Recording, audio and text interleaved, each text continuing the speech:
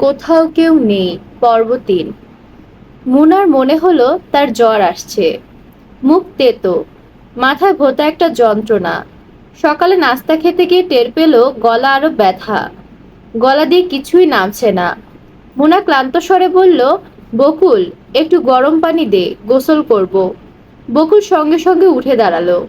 নাস্তা শেষ করে যা, বলা মাত্রই দৌড়তে হবে নাকি? আমার নাস্তা খাওয়া হয়ে গেছে। বকুল রান্নাঘরে ঢুকে গেল। মুনা বলল, মামা কোথায় রে বাবু? সকালবেলা কোথায় যেন গেছেন। নাস্তা খেয়ে গেছেন? না, বকুল বলেছিল চা খেয়ে যেতে। মুনা বিরক্ত হয়ে বলল, বকুল বকুল করছিস কেন? কতবার বলেছি আপা বলতে।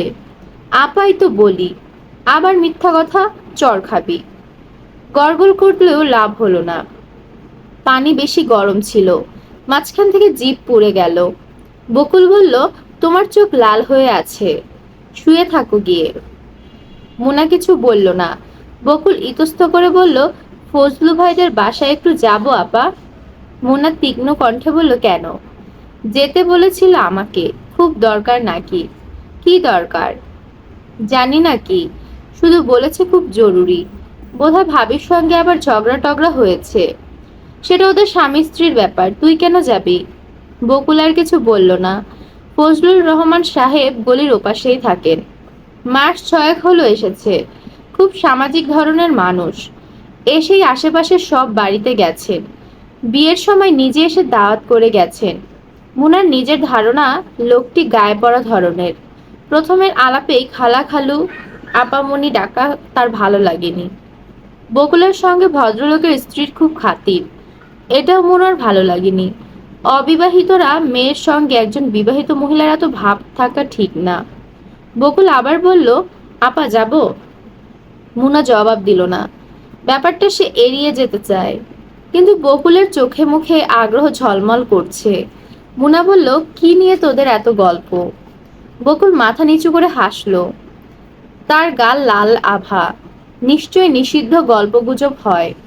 নতুন বিয়ে হওয়া মেয়েরা সুযোগ পেলে অন্য মেয়েদের সঙ্গে রাতের অন্তরঙ্গতার গল্প করতে চায়। মুনা এ ধরনের অনেক গল্প শুনেছে, শুনতে ভালোই লেগেছে। বকুলেরও নিশ্চয়ই লাগে। আপা যাব? না। রান্না বান্না করতে হবে না? আজ আমি বাইরে যাব, ফিরতে সন্ধ্যা হবে। জ্বর নিয়ে কোথায় যাবে? মুনা জবাব দিল না। বকুল বলল, বেশিক্ষণ থাকবো না আপা, যাব আর আসবো। যাই? ঠিক আছে, যা। লতিফা বিছনা ছেড়ে উঠলেন 10টার দিকে। আজ তার শরীর বেশ ভালো। 10-12 দিনের মধ্যে আজ এই প্রথম ঘর ছেড়ে বের হলেন। বাবু ছুটে গিয়ে মাকে বসার জন্য একটা মোড়া এগিয়ে দিল। তিনি অবশ্য বসলেন না, দেয়াল ধরে ধরে বসার ঘরে চলে এলেন। বাবু বলল, বেশি হাঁটাহাঁটি করবে না মা। লতিফা বললেন, তোর বাবা কোথায়? জানি না। বকুল? বকুল কোথায় গেল? ফজলু ভাইদের বাসায় গেছে। ডেকে নিয়ে আসবো? না, ডাকতে হবে না। তিনি একটি বেতের চেয়ারে ক্লান্ত হয়ে বসে পড়লেন। মুনাকে বল তো আমার 1 কাপ চা দিতে, আদা দিয়ে। মুনাবার জ্বর, শুয়ে আছে। আমি বানিয়ে দিই? না থাক, হাত টাত পুড়বি। না, হাত পুড়বো না।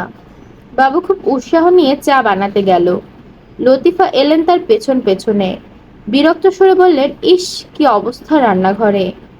তোমাকে একটা চেয়ার এনে দেবো মা, বসবে? না, চেয়ার লাগবে না। লতিফা নোংরা মেঝেতে পা ছড়িয়ে বসলেন। বাবু বলল, মা দেখো, লিকার করা হয়ে গেছে? না, ঠিক আছে। মোনার জ্বর কি খুব বেশি? ওই দিন বৃষ্টিতে সবাই ভিজলাম তো। কারো কিছু হলো না। মুনাপার টনসিল ফুলে গেল। চায়ে চুমুক দিয়ে লতিফার বমি বমি ভাব হলো। শরীরটা গেছে।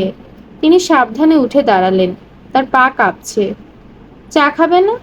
হুম, তুই খেয়ে ফেল। শরীরটা খারাপ লাগছে, শুয়ে থাকবো। মোনাকে বল তো একটু আসতে। তিনি নিজের ঘরে ফিরে গেলেন। তার মনে হলো আর কোনোদিন এ ঘর থেকে বেরোতে পারবেন না। বাকি জীবনটা এ ঘরেই কাটাতে হবে। আজকাল প্রায় তার এরকম মনে হয়। মুনা এসে দেখলো লতিফা কাঁদছেন। সে না দেখার ভান করে সহজভাবেই বলল, ডেকেছিলে মামি? তুই একটু বস আমার পাশে। মুনা বসলো। লতিফা কি যেন বলবেন মনে করতে পারলেন না। কি একটা যেন বলতে চেয়েছিলেন। বেশ কিছুক্ষণ ধরে এরকম হচ্ছে, কিছুই মনে থাকছে না। কি জন্য ডেকেছিলে মামি? এমনি এমনি ডাকলাম। শরীরটা বড় খারাপ। তোমার নিজের জন্যই তোমার শরীর ঠিক হচ্ছে না মামি। দুপুর একটার আগে কিছু মুখে দাও না। রোগীদের আরো বেশি করে খেতে হয়। ইচ্ছা করে না, বমি আসে। আসলে আসুক। লতিফা ক্লান্ত স্বরে বললেন, বকুলের একটা বিয়ের ব্যবস্থা কর। তোর মামাকে বল। মুনা অবাক হয়ে বলল, কেন? ওর কি বিয়ের বয়স হয়েছে নাকি? কি যে বলো তুমি! বয়স খুব কমও তো না। নভেম্বর মাসে 15 হবে। 15 বছর বয়সের কোনো মেয়ের বিয়ে হয় নাকি? বিয়ে দিলেই বিয়ে হয়।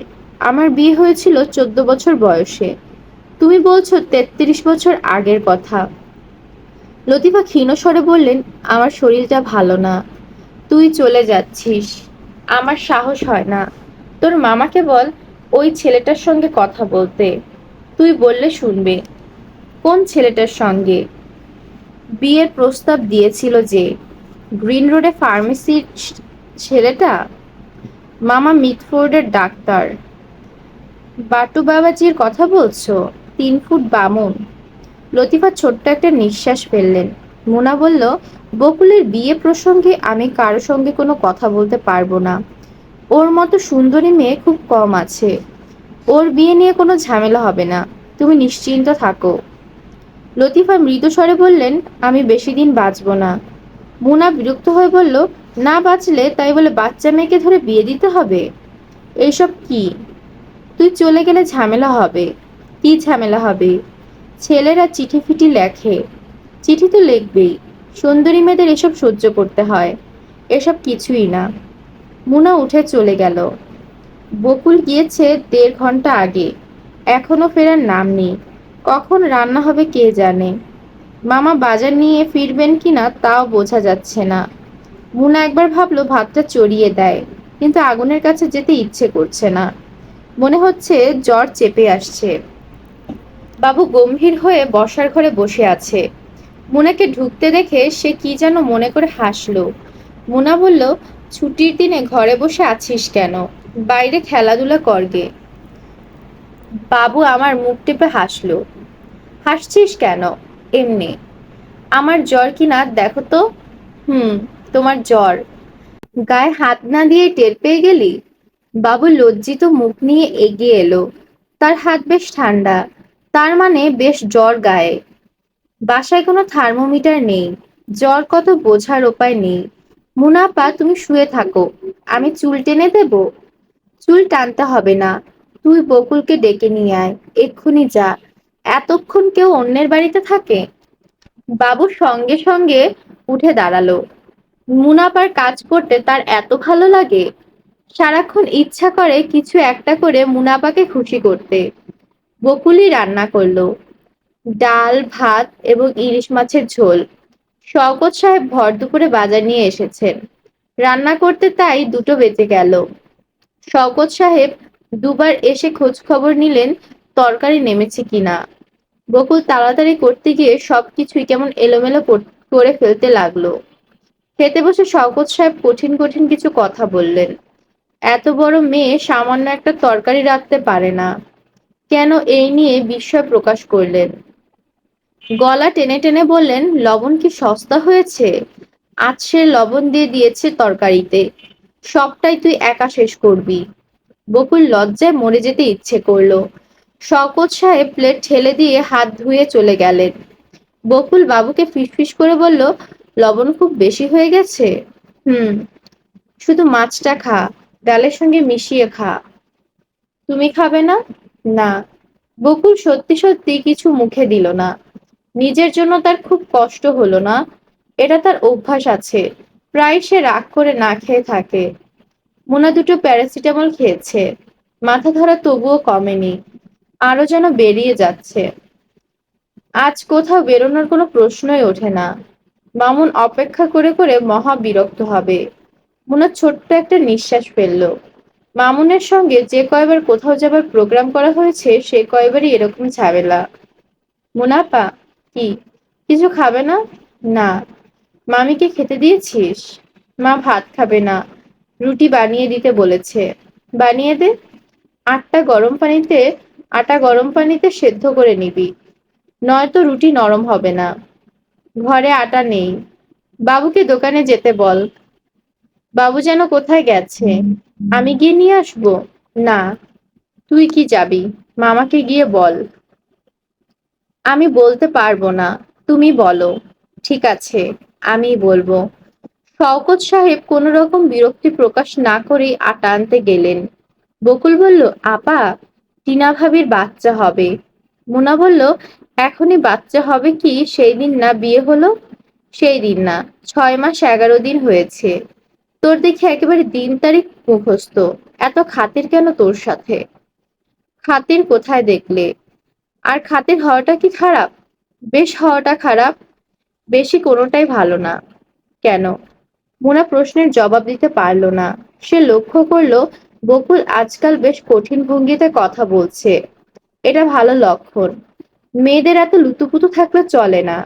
বকুল বলল, মুনাপা, ওরা শুক্রবারে কাবলিওয়ালা দেখতে যাবে, ইন্ডিয়ান অ্যাম্বাসিডার অডিটোরিয়ামে। আমাকেও সাথে যেতে বলেছে। আমার জন্যও টিকিট এনেছে। ওরা স্বামী স্ত্রী দেখতে যাবে, তাদের মধ্যে তুই যাবি কেন? আমি তো যেতে চাই না, ওরা জোর করছে। আপা, যাব?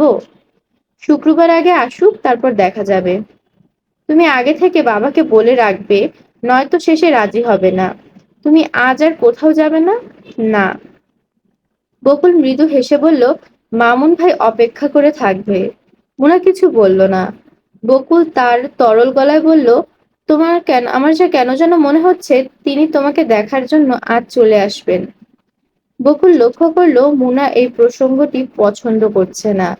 সে কিছুটা বিব্রত বোধ করলো। প্রসঙ্গ পাল্টে বলল, তোমার চোখ লাল টকটকে হয়ে আছে, শুয়ে থাকো। সন্ধ্যার দিকে মুনার জ্বর খুবই বাড়লো। শওকত সাহেব একটা থার্মোমিটার কিনে আনলেন। জ্বর 103-এর কাছাকাছি। তিনি থমথমে স্বরে বললেন, বৃষ্টির মধ্যে ঝাপাঝাপি, জ্বর তো হবেই। শরীর বেশি খারাপ লাগছে? মুনা ক্লান্ত স্বরে বলল, কানের কাছে বক বক করলে খারাপ লাগে। তুমি যাও তো, এ ঘর থেকে যাও। শওকত সাহেব নড়লেন না, পাশেই বসে রইলেন। বাতি নিভিয়ে দাও মামা, চোখে লাগছে। বাবু বাতি নিভিয়ে বারান্দায় একা একা বসে রইল। বকুল রাতে রান্না চড়িয়েছে। একা একা রান্নাঘরে তার ভয় ভয় লাগছে। সে বেশ কয়েকবার বাবুকে ডেকেছে, বাবু আসেনি। লতিফার পানির তৃষ্ণা হয়েছিল। তীক্ষ্ণ কণ্ঠে কয়েকবার পানির কথা বললেন, কেউ শুনলেন না। তিনি আবার ঘুমিয়ে পড়লেন। বেশিক্ষণ জেগে থাকতে পারেন না, চোখ জুড়িয়ে আসে। মুনা বলল, মামি, মামা, তুমি আমার পাশে এরকম বসে থাকবে না তো, অন্য ঘরে যাও। তোর কোনো অসুবিধা করছি নাকি? করছো। ভোস ভোস করে সিগারেট টানছো, গন্ধে থাকতে পারছি না। শওকত সাহেব আধ খাওয়া সিগারেটটা ফেলে দিলেন। মৃদু স্বরে বললেন, গ্রিন ফার্মেসিতে বলে এসেছি, ডাক্তার এলে পাঠিয়ে দেব। মুনা পাশ ফিরল, গায়ের ওপর কাঁথাটা দিয়ে রাখলো না। ফেলে দিচ্ছিস কেন? গরম লাগছে তাই ফেলে দিচ্ছি, ঠান্ডা লাগলে আবার দিব। তুমি ও ঘরে গিয়ে বসো না মামা। শওকত সাহেব উঠলেন না। গলার স্বর অনেকখানি নামিয়ে বললেন, তোর বাবা তোর বিয়ের জন্য আলাদা করে কিছু টাকা দিয়ে গিয়েছিল আমাকে, 9,000 টাকা। সেই আমলে 9,000 টাকা অনেক টাকা, বুঝলি মুনা। টাকাটা সংসার খরচ হয়ে গেছে। খরচ হয়েছে, ভালো হয়েছে, এখন চুপ করো।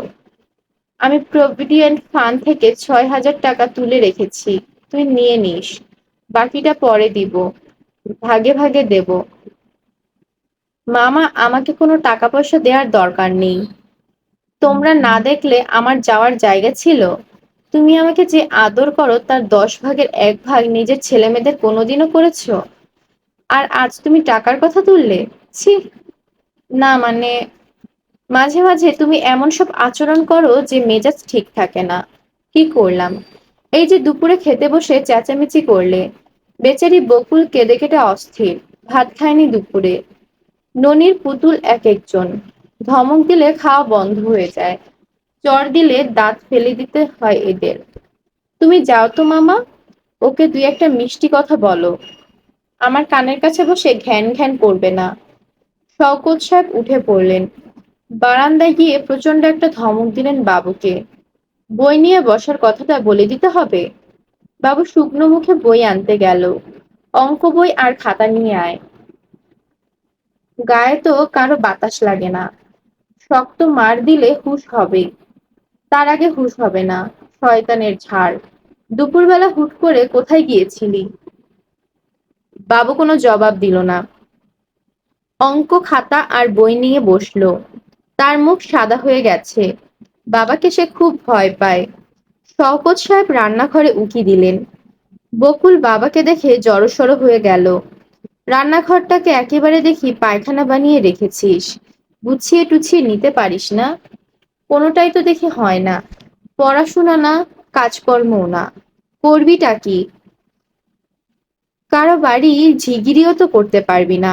এক কাপ চা বানিয়ে দিয়ে যা। বকুল ক্ষীণস্বরে বলল, দুধ চা? একটা হলেই হলো। তোর মা কিছু খেয়েছিল দুপুরে? রুটি খেয়েছিল। মোনার জন্য হালকা করে বার্লি বানা। লেবুর রস দিয়ে লবণ দিয়ে ভালো করে বানা। বার্লি আছে না ঘরে? আছে। শওকত সাহেব চলে গেলেন। তখন বকুলের মনে পড়ল ঘরে বার্লি নেই। এই কথাটা এখন বাবাকে বলবে কে? রাগে নিজের হাত কামড়ে দিতে ইচ্ছে হচ্ছে। সে বাবার জন্য চায়ের পানি চড়ালো। ঘরটা একটু গোছাতে চেষ্টা করলো। তার আবারও কেন যেন আজকে ভয় ভয় লাগছে। রান্নাঘরে একা থাকলেই একটা ভয়ের গল্প মনে হয়।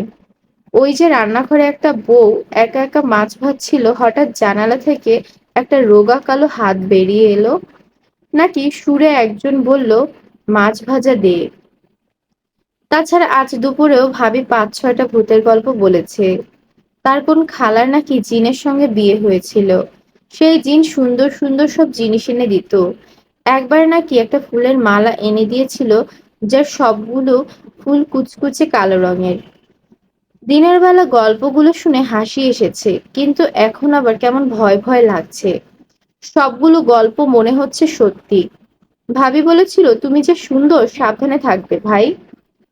ভর দুপুরের সন্ধ্যায় এলো চুলে থাকবে না। বকুল অবাক হয়ে বলেছিল, এলো চুলে থাকলে কি হয়? খারাপ বাতাস লাগে। খারাপ বাতাস লাগে মানে? জিন ভূতের আসর হয়। সুন্দরী মেয়েদের উপর জিনের আচর হওয়া খুব খারাপ। সারা রাত এরা ঘুমোতে দেয় না। বিরক্ত করে। কিভাবে বিরক্ত করে? এখন বুঝবে না, বিয়ে হওয়ার পর বুঝবে। এই বলে ভাবি মুখ টিপে টিপে খুব হাসলো। রহস্যময় হাসি। কি বকুল, শুনতে চাও কিভাবে বিরক্ত করে? না, শুনতে চাই না। অবশ্যই অনেকে সেটা পছন্দও করে না। আমার ওই খালার কথা বলছিলাম না, সেই খালা জিন না এলে এমন অস্থির হয়ে যেত, কাপড় টাপড় খুলে ফেলে বিশ্রী কাণ্ড করত। এখন তিনি কোথায় থাকেন? চাঁদপুরে। এখন আর এইসব নেই। খুব ভালো মানুষ। এক ওভারসিয়ারের সাথে বিয়ে হয়েছে। ৩ ছেলে মেয়ে। জিন ভূতের কথা আর কিছুই মনে নেই তার। ডাক্তার এলো ৯:৩০টার সময়। তার সঙ্গে এলো বাকের। বাকেরের গায়ে চকচকে লাল রঙের একটা শার্ট। শার্টের পকেটে ফাইভের প্যাকেট উঁচু হয়ে আছে। তার মুখ অত্যন্ত গম্ভীর, যেন অসুখের ব্যাপারটা দারুণ চিন্তিত। বারেককে দেখে মোনা বিরক্ত সীমা রইল না। তাকে পরিষ্কার করে বলা হয়েছে এ বাড়িতে যেন কোনোদিনও না আসে। তবু কেমন নির্লজ্জের মতো এসেছে। আর বাবুর কাণ্ড, একেবারে শোবার ঘরে নিয়ে আসতে হবে। সে তো আর ডাক্তার না। মুনা বিরক্ত চোখে তাকিয়ে রইল। বাকের বলল, খুব ফ্লু হচ্ছে চারদিকে, কাহিল অবস্থা। জ্বর বেশি নাকি তোমার? মোনা জবাব দিল না। তাকালো ডাক্তারের দিকে। এই ডাক্তার এই পাড়ায় নতুন এসেছে। দেখে মনে হয় 9-10 পড়ে। স্টেথিস্কোপ হাতে নিয়ে এমন ভাবে চারদিক দেখছে, যেমন বসাতে সাহস করছে না। মুনা বলল, আমার গলাটা দেখুন। ঢোক গিলতে পারি না। ডাক্তার সাহেব গলায় ছোট্ট একটা টর্চের আলো ফেললেন। বাকের বলল, দেখি আমি। বলল, আপনি বসার ঘরে গিয়ে বসুন না, ওকে দেখতে দিন। উনিই তো দেখছেন। আমি দেখছি নাকি? আমি কি ডাক্তার? ডাক্তার সাহেব বললেন, কানে ব্যথা আছে? জি না। আপনার কি আগেও টনসিলের প্রবলেম ছিল? জি। বাকের একগাল হেসে বলল, একেবারে ছেলেবেলা থেকে মোনার এই প্রবলেম। বৃষ্টির এক ফোঁটা পড়লেই অমনি তার গলা ফুলে গেল। ডাক্তার সাহেব নিচু গলায় বললেন, একটা থ্রোট কালচার করা দরকার। বাকের বলল, দরকার হলে করবেন। একবার কেন 10 বার করবেন। মোনা বলল, আপনাকে বসার ঘরে গিয়ে বসতে বলেছি, আমি চা দিতে বলি। বাকের বলল, চাটা কিছু লাগবে না, রোগীর বাসায় কোনো খাওয়া দাওয়া করা ঠিক না। কি বলেন ডাক্তার সাহেব? ডাক্তার কিছু বললেন না। বকুলের দিকে তাকিয়ে বলল, আমাকে একটু পানি দেবেন, হাত ধোবো। এই প্রথম বোধহয় বয়স্ক একজন কেউ বকুলকে আপনি বলল। বকুলের গাল টকটকে লাল হয়ে গেল মুহূর্তে। সে অনেকক্ষণ মাথা নিচু করে ফেলল। বাকের বলল, সাবান আর পানি নিয়ে আসো বকুল। পরিষ্কার দেখে একটা তাওয়ালও আনবে। মোনা বলল, বাকের ভাই, আপনি বসার ঘরে চলে যান, মামার সঙ্গে কথা বলুন। এই ঘরটা গরম, ফ্যানটা ছাড় না। ফ্যান নষ্ট, কয়েল নষ্ট হয়ে গেছে। তাই নাকি? আচ্ছা, সকালবেলা লোক পাঠিয়ে দেব, খুলে নিয়ে যাবে। মদনাটাকে বললেই 1 ঘন্টার মধ্যে ঠিক করে দেবে। ঝামেলা করতে হবে না। কোনো ঝামেলা না। মদনা শালাকে একটা ধমক দিলেই হবে। বাকের বেশ নিশ্চিন্ত ভঙ্গিতে সিগারেটের প্যাকেট থেকে সিগারেট বের করলো। চকচকে লাইটার বের করে অনেক সময় নিয়ে সিগারেট ধরালো। ডাক্তার সাহেব বারান্দায় হাত ধুতে গিয়ে মৃদুস্বরে জিজ্ঞেস করলেন, কি নাম আপনার? উত্তর দিতে বকুল খুব লজ্জা লাগলো। তার মনে হলো যেন উত্তর দেয়া ঠিক না। সে অস্পষ্ট স্বরে বলল, বকুল। আমাকে তুমি করে বলবেন, আমি স্কুলে পড়ি। তাই নাকি? কোন school? Model girls school. Metric দেবে এবার? জি। সায়েন্স? জি না। সায়েন্স বলে ভালো হতো, ডাক্তার হতে পারতে। ডাক্তারের খুব দরকার আমাদের। মেয়ে ডাক্তারের দরকার আরো বেশি। বকুল কিছু বলল না। জগে করে পানি ঢেলে দিতে লাগলো। ডাক্তার সাহেবের হাত পরিষ্কার করতে অনেক সময় লাগলো। যাবার সময় তিনি ভিজিটও নিলেন না। কোনো ভিজিট নিচ্ছে না সেই কারণটা স্পষ্ট করে বলতে পারলেন না। হড়বড় করে যা বললেন তার মানে হলো সবার কাছ থেকে তিনি ভিজিট নেন না। ডাক্তারি কোনো ব্যবসা না। ব্যবসায় দৃষ্টিভঙ্গি থেকে এটা দেখা ঠিক না, ইত্যাদি। তারা বেশ কিছু সময় বসার ঘরে বসে রইল। ডাক্তার সাহেব বললেন তিনি চা খান না, তবুও শেষ শেষ পর্যন্ত চা খেলেন। বাকের বলল, ঘরে কাজের লোক নেই, এটা তাকে বললে একটা ব্যবস্থা করতে পারতো। বাবুকে সে ছোটখাটো একটা ধমক দিল, রোজ দেখা হয়, আমাকে বলতে পারতি। পরদিন সকালে মদন মিস্ত্রি লোকজন এসে ফ্যান খুলে নিয়ে গেল। বলে গেল বিকেলের মধ্যে দিয়ে যাবে। তার কিছুক্ষণ পর এলেন ডাক্তার সাহেব। তিনি নাকি পাশ দিয়ে যাচ্ছিলেন। রুগী কেমন আছে দেখে যেতে এসলেন। বকুল তাকে চা বানিয়ে খাওয়ালো। চাটা তার কাছে খুব চমৎকার লাগলো। কোন দোকান থেকে চা পাতা কেনা হয়েছে তা জানতে চাইলো।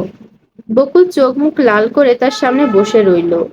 তার মনে হলো এরকম একটা চমৎকার ছেলের সঙ্গে তার বিয়ে হলে খুব ভালো হতো। ডাক্তার যাবার আগে বললেন, বকুল যাই।